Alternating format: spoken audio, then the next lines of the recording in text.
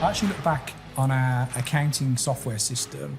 We had in one day just under £1 million worth of revenue drop. Whenever we're looking at doing a deal with a brand or a rights holder, the brand, before they even make any kind of decision or before they even put it up to the decision makers, is they're doing their due diligence, and their due diligence involves analysing what's their database size, what's the broadcast lens looking like. The more senior you go up the pyramid, the more commitments you have. A chief exec has got to be there at the weekends. Maybe if they're involved in the women's team, then they're on a Sunday. All of a sudden it becomes this all-encompassing and all-consuming thing. So, well, welcome to a very special episode of the Deal Room Sport with Sporting Group International and Sporting Jobs. New location, but the same panel. Fortunately, we've got Ian Dutton with us, we've got Adrian Wright, and we've got Harry Lynch as well. Welcome, gentlemen. How are we? All good, We're all good. Now, I mentioned it's a special episode because it is the 10th anniversary of Sporting Group International. And not Sporting Jobs, does Sporting Jobs follow? No, same. Same, really, was same it? Really? birthday. Same day. Yep. There we go. And to celebrate that, I mean, what a treat we have there. A wonderful cake. Who made this one? Which one of you made this one? Azada, was it? Waitrose, I think it was. Yeah. It's a Waitrose special, yeah. But we can't light it because no one's got a lighter. Is that what we're saying? That's correct, Okay. yeah. We're non-smoking. Okay. Well, we're here to celebrate 10 years of Sporting Group International and Sporting Jobs. We've got a few stats to start the podcast because who doesn't like a stat, hey?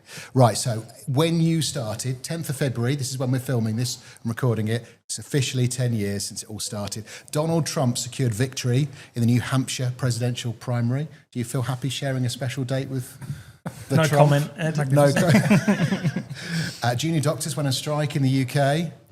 In the No world of surprise sport, there. Leicester City won the Premier League. Can you believe? 10 years ago now. Wow. Crazy. There And you we've got go. Sinji as one of our ambassadors, as you know. Of course you have, yeah. We mentioned that on a previous podcast Yeah. episode. And the biggest news of all, Adrian Wright started Sporting Group International and Sporting Jobs. Goes down in history, Ed. Absolutely it does. So the big question is, why? I mean, you're at West Brom, you could have easily moved to another Premier League football club, I'm sure. I know you had offers. We've talked about those on previous episodes. So why go on your own? Yeah, I think I got to a stage where I did cherish my weekends. That wasn't the reason for setting the pieces up, of course, but I had to think pretty long and hard about what I wanted to do next. Club would have been an easy option for me. I could have gone to, a number that I've had offers at previously, but I looked at what I was faced with in the last 2 or 3 years I was West Brom, and one was regularly getting phone calls about, we hear the club's being sold, Adrian. What are you doing when it gets sold? Are you staying? Are you going? And I was like, most of those people were from London. And they were like, lovely to see you, Adrian. Please come down to London on your time, take a half day, pay £120 on the train to get there, and I'll see you for half an hour. And it's like, that doesn't feel particularly fair to me. So I thought, you know what? Do I know a recruitment agency in the north of the country? And my answer to that was no. So that was one element. And then the other element was the deals that I'd done from a sponsorship perspective. I was like, no one really had absolutely blew me away in that experience. So I thought, you know what? I've got a half decent black book. See if we can flick some of those pages over and make some money out of them. And that's how it started. It's like at the time I didn't have my own capital to put in. So I did go and negotiate a venture capitalist start. So they put a significant amount of money in, which I've mentioned before on a previous podcast. And that's where it started. So, 10 years down the line, lots more grey hair, bigger midriff. What more can I say? Now, we're in, as I mentioned at the beginning, a new location to film the podcast in, part of the SGI and Sporting Jobs office. I'm guessing this probably wasn't the kind of location you started in. It wasn't. No, we were in literally a stone throw from the Hawthorns. How bad, from my perspective, driving to the Hawthorns every day for 6 years, to be literally next door to it, it was a bit surreal, really. We didn't last very long in there. We shared with the investors that made their position clear with the company at the start. And I was like, we've got to get into central Birmingham. So we ended up going to a place called Edmund House, which is just down the road from here. And then we moved again, and then again, and we've ended up here.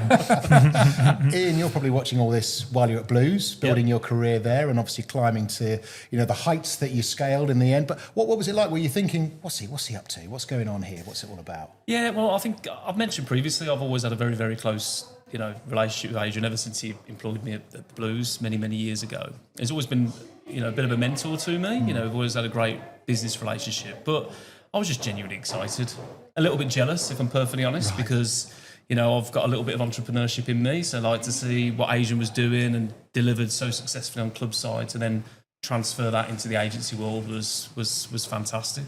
And I think I was probably one of the first people to use the services, certainly of Sporting Jobs, wasn't it? Yeah. I think we brought on Josh Davis. Oh, yeah. So Josh Davis, now sort of head of partnerships director, I don't know his exact title, at Birmingham City Football Club, but employed him as a sales executive through Sporting Jobs 10 years ago. Exemplary service, as always.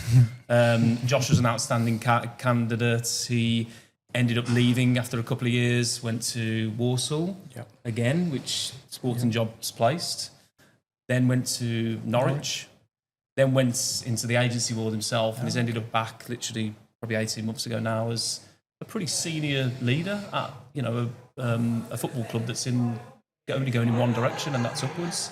So it's fair play. He's done an awesome job. He's brought in an outstanding team. We always talk about the culture. The culture's second to none in this business. It's a real good quality foundation. Must be great seeing that growth. Somebody that you've worked with. I mean, Harry, from a Sporting Jobs point of view, that's kind of the dream, I guess, really. Absolutely. I think the one thing that I would mention about Adrian's journey as well is that you probably don't realise from the outside looking in that when you become a chief exec at, say, a West Brom or somewhere like that, the more senior you go up the pyramid, the more commitments you have after hours in the week, of a weekend. Again, more match days, you're in Europe. So all of a sudden now it's a chief exec has got to be there at the weekends, got to be there one night of a week. Maybe if they're involved in the women's team, then they're on a Sunday. All of a sudden it becomes this all-encompassing and all-consuming thing. So the fact that you've flicked into the agency space, I can understand that, if you see what I mean. So really, you did this to take Easy Street. Yeah, that's it. Exactly. We all know it's very simple running your own business, hours right? off. How could I manifest that? The thing I would say, there's the pressure in all sorts of different circles. There's pressure at football club. There's pressure here, in the world that where we're at. But it's very unforgiving when you work in a football club. There is so much time consumed, like Harry's just alluded to. Monday to Friday, Saturday, Sunday, women's teams. It's just a lot, and we've all got small families, and that's, fundamentally, business is very, very important, but our family is more important. So you've got to find that balance. Let's talk highlights then over that 10 years. I mean, what's the first big moment, do you think, for Sporting Group International?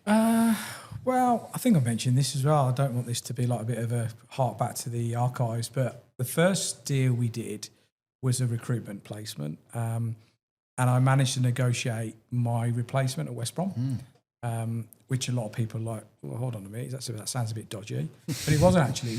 It actually ended up being with the new owners. Okay. So the old board had handed over this recruitment pack for a number of people. And Simon King, who's now at Stoke, was known to the new chief executive, a guy called Martin Goodman, who came from Stoke. So the connection was Simon was really good pals with Paul Lakin, who was the previous commercial director at Stoke, and Martin was the finance director at Stoke. So when Martin said, do you know this Simon King guy? Obviously, Paul gave a glowing reference. And he's like, right, that's our man. And it was like complete luck, really, that we had that candidate. And there was others in the process we didn't have. And that's how it came about. So I was like, when I got a phone call from Martin saying, Adrian, we want to push Simon through and we want to offer him, I was like, get in. This is easy. And do you know, I mean, again, Simon King is another exemplary example of a candidate that's started off in, an executive sort of capacity. And they're now what's Simon now? Chief Operating Officer? Commercial officer. Yeah, CEO at Stoke. Stoke City. And, I think we've alluded to the fact before he'll be a CEO one day, that's for sure. So, yeah. I know you don't know to talk about it, Adrian, but Kazoo has got to come up as well. I mean, it's not we something... did. We've done deals before. Our first deal was with Edgbaston Cricket Club. Okay. That was with Luke, they were Aston Villa's kit manufacturer. Mm-hmm. That was officially our first sponsorship deal, which I look back and think, bloody hell, it took us a long time to get that. But we had some near misses. We had probably the biggest near miss I've had in my career was I got lambasted by the industry for claiming that we were going to do a 10-club sleeve deal, which effectively was when the Premier League gave the clubs the option to sell the sleeve. This was going back to 2016. I put a crazy notion together that I want to be the guy that does those 10 deals. And they were like, are you mad? I was like, no, I'm going to phone Richard Masters, who's a fellow Aston Villa fan, Premier League. Well, he actually was commercial director at the Premier League at the time, now chief exec. I said, Richard, look, this is what I want to do. He says, do what you want, Adrian. He says, as long as the clubs agree to it, you can do what the hell you like. We don't need our approval. It's nothing to do with us. So anyway, I was like, right, how can I get a brand or brands engaged with 10 shirt sleeves? I phoned all the clubs. They were like, yeah, we're up for it. So the range was probably from $1.5 million down to 500,000, depending on the size of the club. So it's kind of quite a nice delta to deal with. And I got an offer. I had an offer in writing. I shared it on our WhatsApp group, actually, from a very, very big software company. Right. And I was like, oh my God, this is just, how can this be possible? And fundamentally, where it fell back was that the deal that we'd structured with this company was in, it contravened the Premier League rules. Oh, no. Because they'd done a separate deal with another company in the same space. Right. So I was like, literally, it's like gone from there to there in like milliseconds, thinking, this could have been effectively, it would have been a 10 million Were the deal. clubs aware that they were all what they were all getting? Yeah, You know what I mean? 100%. I negotiated all the clubs what they were getting out of the deal, and they were like, Adrian, if you can land this, you literally will have. We'll put a statue outside the Premier League office. And Were they aware of the actual brand as well? They weren't aware of the brand now. No, fine, okay. I was going to say, But they knew one of that them- the club down the road were £1 million more. So they knew that Burnley was going to get Y and Yeah. West Ham was going to get Z, because we'd done it based on shirt values. Sure. Kind of indication was like, well, if a club had got this shirt value versus another club, it was difficult for me to do everybody on the level playing field, because we also did a lot of work on fan base size. We did a lot of work on how many TV games they had per season. So there's a lot of metrics around it, like a really intense piece of work. So I could go back to the clubs and say, look, we think your value is this, and this is the reason why. And they might say, okay, well, what's Aston Villa getting out of this? And I'd say they're getting this. And they were like, okay, that seems fair. So, yeah. So close, but yet so far. Well, you know what? That's the story of SGI, in effect. But, I mean, we should talk about the biggest deal, though. What was it, Olympique Marseille? Is that the one? Or That's the biggest recorded deal. I actually looked back on our accounting software system, and we had in one day just under £1 million worth of revenue drop, which obviously I'm not disclosing the full amount of the deal, but to have £1 million hit your bank account in one day, not many people can what say. did you do to mark that? Did you do anything particularly? Took it all out. No, you went to the bank and said, fill this suitcase up. But literally as a business owner, you remember those scenarios. And at the time, I'm not that money orientated, so it's like, it wasn't a huge thing for me. It was like I was used to big numbers at the Premier League clubs that I worked for. So it wasn't kind of like a huge, massive game changer for me. It's more about what we're going to do with it. Are we going to reinvest it? Are we going to not? So naturally, when you do accumulate that kind of income, you do sometimes wake up in the morning thinking, oh, hold on, is this real? Yeah. What's going on? Yeah. But it soon goes. It's like of course. you find other On to the things. next. Yeah, it's on to the next, and that's just the way. We're in a high-profile industry with high risk, high reward. Yeah. Would you say no. say now, looking back 10 years ago as well, is there far more agencies now, people trying to do that? Or I don't think there's more agencies. I think, interesting, I've had a chat yesterday with a guy who did a deal. He's based in Mauritius. He studied as a lawyer, and he managed to secure a partnership deal for Fulham, which seems quite a strange scenario that he ended up doing it. And it was very much a circumstantial deal. So he was in the right place at the right time. But the difficult thing with this game is you can be in the right place at the right time once, right? Yeah, okay. It's how do you do it twice, 3 times, 4 times, 5 times? And then how do you make the business sustainable? Because it is an ebb and a flow industry. It very much depends on which way the wind's blowing, what's available in the market at the time.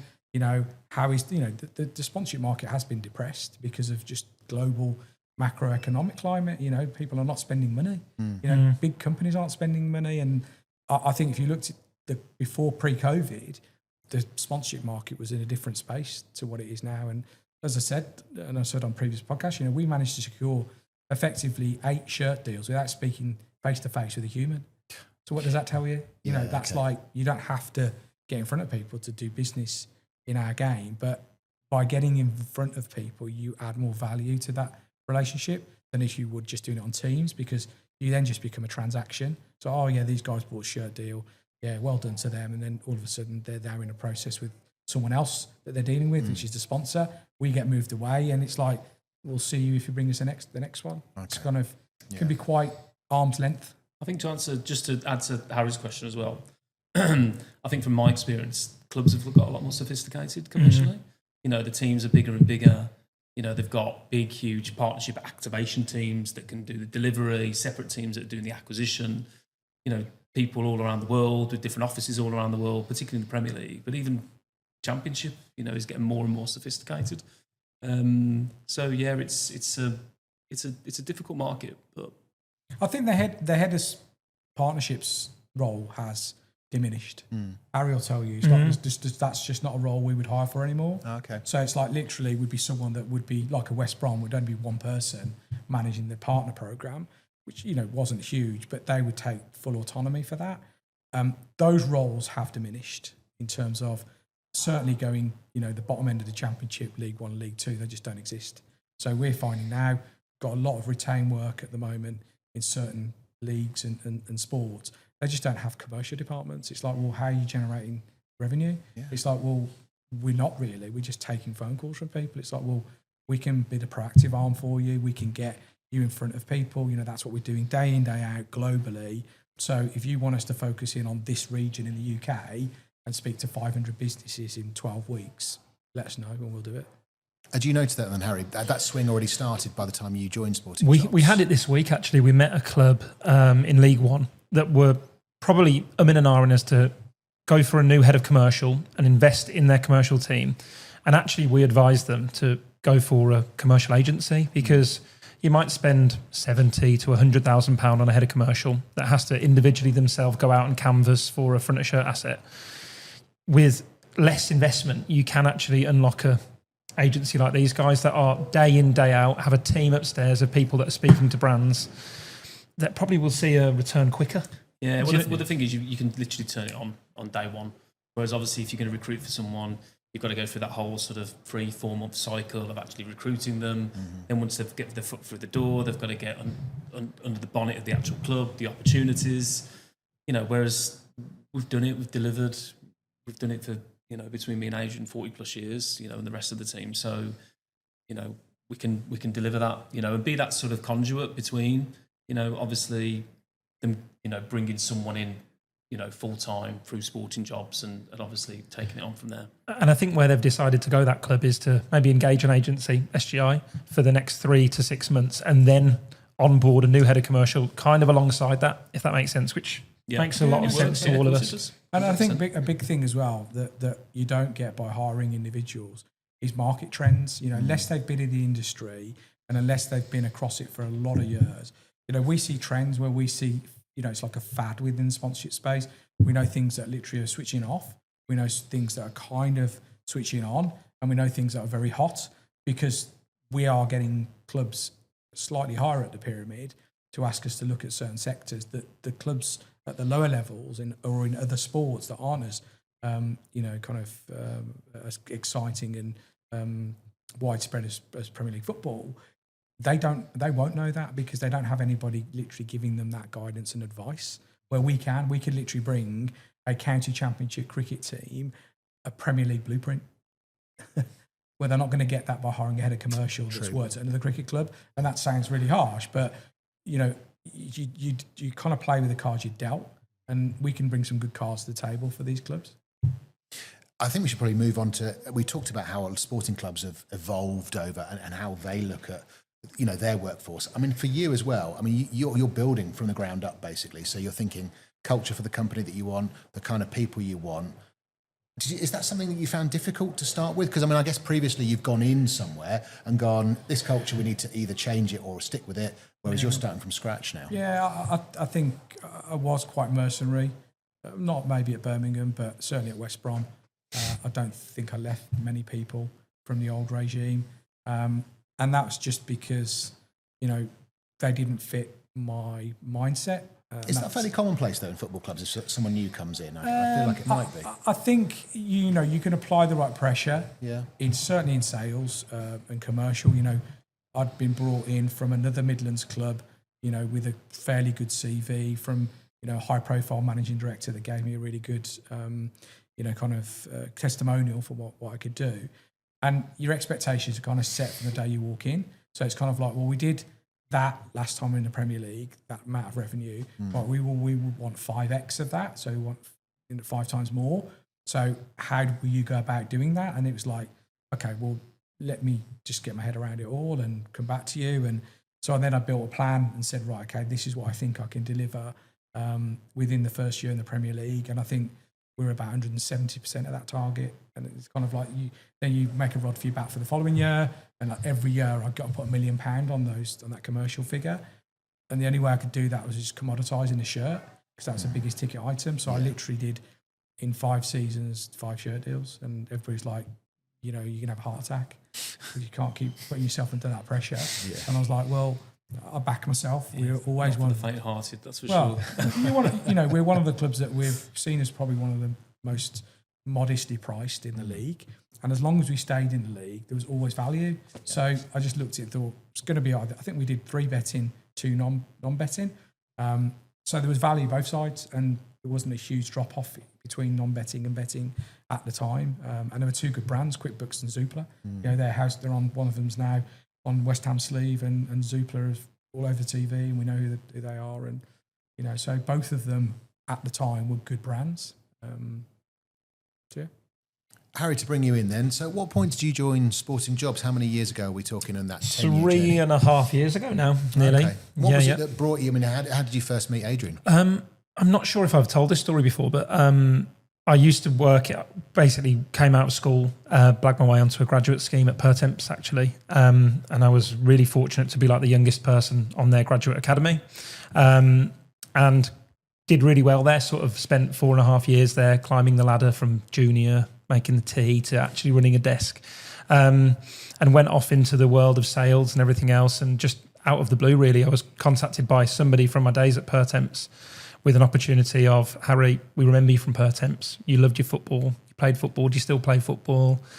It's a sports desk. It's kind of lay dormant for a couple of years through COVID, which the company had done. And I came and met Adrian and the other shareholders and kind of fell in love with it, really. I didn't actually appreciate that it was a thing. I just assumed that football clubs, cricket clubs, rugby clubs would just do their own recruitment, or, you put an advert out because the size of the club, but actually that comes with its own problems. And never looked back, really. I think I presented a business plan and touch wood, it's gone really well. And Ian, for you, I mean, obviously long-standing relationship here. I think we've talked about this on a previous episode, that it almost felt like it was always going to happen, that you were going to work together at some stage, wasn't it? Yeah, 100%. I mean, I've been here nearly 2 years now in April. It's absolutely flown by, to be perfectly honest. But me and Adrian were talking probably a good 12, 18 months before I joined, to be perfectly honest. Just, it was clear to the wider world, the wider sporting world, that SGI were only going in one way. It was an upward trajectory. Global territories opening, amazing staff being recruited, wonderful offices, and deals being done fundamentally. Yeah. And, you could see quite clearly that, they weren't messing. They were with the big boys. They were there, on that periphery. So the fact that Adrian was looking for a managing director to run the UK division, take it to new levels, it was just an easy decision for me. I've worked with Adrian for a long time. I know him as a person. He's always been fantastic to me, always supported me, helped me. But then also to have a role that I'm so passionate about, which is doing partnerships and bringing brands and rights holders together. It was just a match made in heaven. And it was in my city. I was living in Birmingham, didn't have to uproot my kid, my nipper. And so that's part of the reason why it just felt right. And it was the right time for me to move. Harry, you brought up COVID. We should talk about this. I mean, a lot of businesses didn't make it through. It changed the landscape completely. How was it for you, Adrian? the best time we've had in our Really? most Okay. recent history. It was like you couldn't have, if you were going to put a utopian moment around making benefit from a pandemic in a professional sports entity. And I think, not that I quote and going to put this in blood, but I think we would probably have negotiated one of the first COVID sport-related contract clauses in potentially sport, if not professional football, where we had to put a mechanism in place that the value of the contract that we secured for the clubs was reflected to the fan audiences, as in through the gates. And that was, if there's no fans in the stadium for X amount of games, the fee would come down by Y, so on and so on. If there was 25%, it would be this, 50, 75.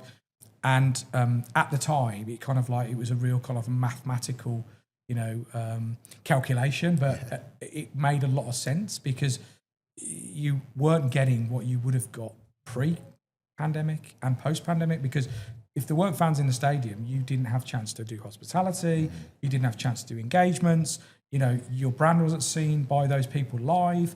So I understood why we had to do it, but for the clubs taking the narrative from us to say, well, we're not going to give you the full amount unless you can deliver us the full story. And anyway, we managed to negotiate it, and I don't think it actually took place. It actually was there were any rebates in the contract, which is great because ultimately that means there's full value for the club and we get full commission. So it was. So you kind of bucked the trend, really. I mean, was that a growth moment then for you during COVID in a weird way? Yeah, it was. And believe it or not, we even decamped the office back to my house.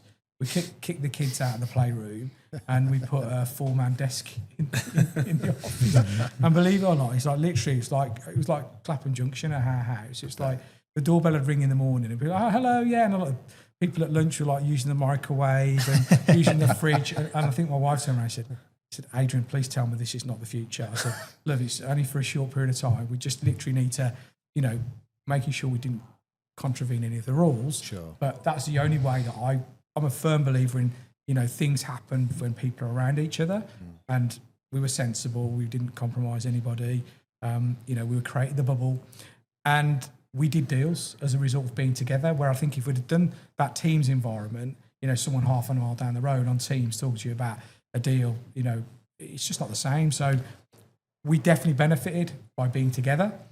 We didn't benefit from booting my kids out of a room that they loved and people using our conveniences left, right and centre. But all part of the history, needs must. You mentioned as well, we were talking about the COVID stuff the other day, and it just so happened that literally about 5 days before the COVID lockdown hits, the end of your current lease. Our lease, and we had an office just literally over the road from here. The lease finished, must be 5 or 6 days before. And I don't know why, something in the back of my head was saying, don't renew. And we didn't renew it. And we were going to go over to the investors that got a new office in West Bromwich, where we ended up going back to anyway after COVID. And it was just kind of like, it was a really strange entrepreneurial instinct. Yeah. I just thought, something doesn't feel right. I'm not going to do it. We need a bigger office anyway. And we didn't renew. Would that have changed things completely if you had renewed? I mean, in terms of that? It wasn't a huge expense to the business, but it's just a noose around your neck. You've got like a facility that you go through COVID. It wouldn't have made the business bust. But it's just a space you couldn't occupy because of COVID, and, with all the transport issues and people, just not going to work. It was like a blessing in disguise, really. So it went on coffee and cakes at my house most of the time. Let's talk about the future then, because I mean we're 10 years in, but there's a long way to go yet, I'm sure. So what does the future look like for Sporting Group International and Sporting Jobs? Well, these two guys are the future. In terms of I'm obviously not going anywhere. That's for sure. But I do want to make sure that the business isn't reliant on solely me and my decisions. And I think if you speak to any entrepreneur, having a successful business is actually it being able to function without you having to make all the decisions around small and big things. But, my role is going to change this year. I'm definitely going to get closer and back into the revenue generation space, which when you're growing a business, you kind of slip away from, because you're bringing people in, you're training them up, you're giving them guidance, you're working alongside them, they're taking the deal forward, you're just supporting them. And I felt as if I've lost out a little bit in the last 3 years by not having that, like, feel the burn of losing a deal or feeling the euphoria of doing a deal. You know, kind of sometimes you lose that feeling, and I like it. And it's for how I've got here today. You know, I like doing deals. I like, feeling that I've accomplished something. And that's not to say that I don't, begrudge anybody around me that does deals, because Harry and Ian both have proven, they don't need me to do deals, and they've got very successful, businesses to operate. But I do think I'd like to chip in. I do think that I have got a little bit more to offer than probably I have done in the last 3 years. But yeah, 2026, big year, and then we'll see. He actually said earlier that in 10 years he's going to be selling coconuts on the beach in the Caribbean. Oh, that's the plan. Okay. It's a bit like that. And from a sporting jobs point of view, what's the plan for that? I think for us, we're still kind of on a upward trajectory, really. Coming out of COVID, as I say, and being here for 3 years, we're still in an infancy, and it almost feels a bit like we're just coming through that startup phase for me. Continue to grow revenue year on year, which we've done, and we've been fortunate to do so. But obviously integrate the new members of the team, which is happening as we speak, and kind of really have some sector-specific areas of the team, really. So Alex, if you've seen him, he's 7 foot tall. He's clearly going to be the rugby guy. But, all have our own specialisms and continue to bolster that team, really. So we talked about the future for Sporting Group International Sporting Jobs. What about the future of sport? We talked a little bit on the podcast about how things have evolved over the last 10 years. How do you see them going over the next 10? How are these football clubs or sports clubs generally going to change? Do you kind of seeing that from the sporting kind of jobs point of view? Yeah, I am. I think the pyramid is getting stronger, if that makes sense. We actually met somebody really senior at the National League today, for example, and he mentioned that M&A is a real big thing in National League at the moment, and that will lead to really big private equity-backed companies and firms buying smaller clubs and trying to recreate and replicate the Wrexhams and these Salford City stories, but even Macclesfield. You go further down the pyramid, Hensford Town, have a look at their stadium. I think they're playing step 4, but they've got LED perimeters. It's going to go all the way through the football pyramid, I think, which will create massive opportunities for us. Adrian, what's your thoughts? I think that we're really fortunate, and where you sometimes don't find you can be in a club is what's going on in the market, what's moving quick, and you get so encased in the world of a club, literally what's going on around it, literally servicing customers, keeping them happy. There's always a match day coming out you've got to focus on, and you might drop your sales activities off just to get through to your match day. But one thing that we've got massive bandwidth with is literally just hearing what the market is doing and listening to what other clubs are doing. And we might find that there's a sector that we didn't even think about that a club mentions to us just in passing or through on a call with them, that we're like, hold on a minute, we really should be looking into that. So that can then stimulate an approach for us to do something different.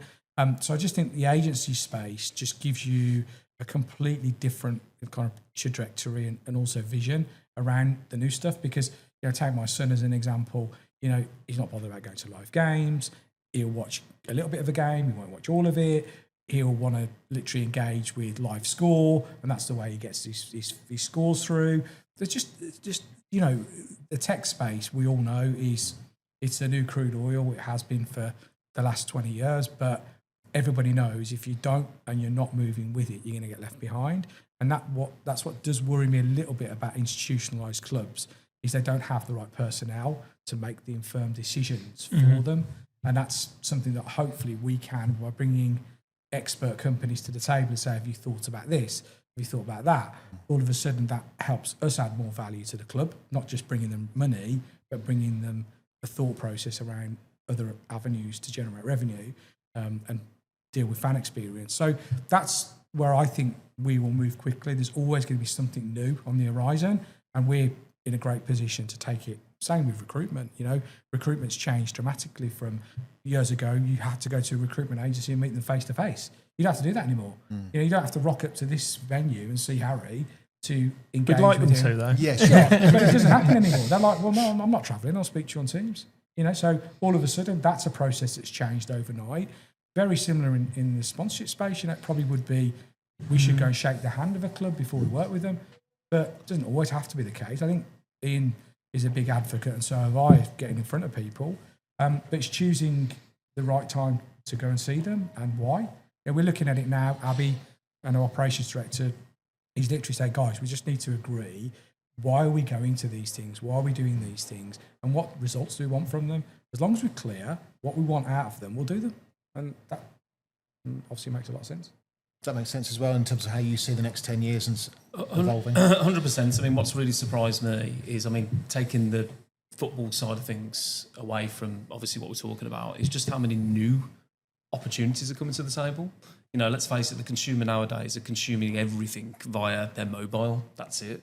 So there's so many, we've talked about this in the past, there's so many new niche opportunities that are being unearthed, that are going out on broadcast, across so many different sports and entertainment and sport are crossing over together now. You're seeing it all the time, where they're just merging together, so it's just evolving all the time. And I think, again, just touching on what Adrian was saying earlier, 10 years ago, it wasn't really so much around data, metrics, all that kind of stuff. It is now. It's science-backed.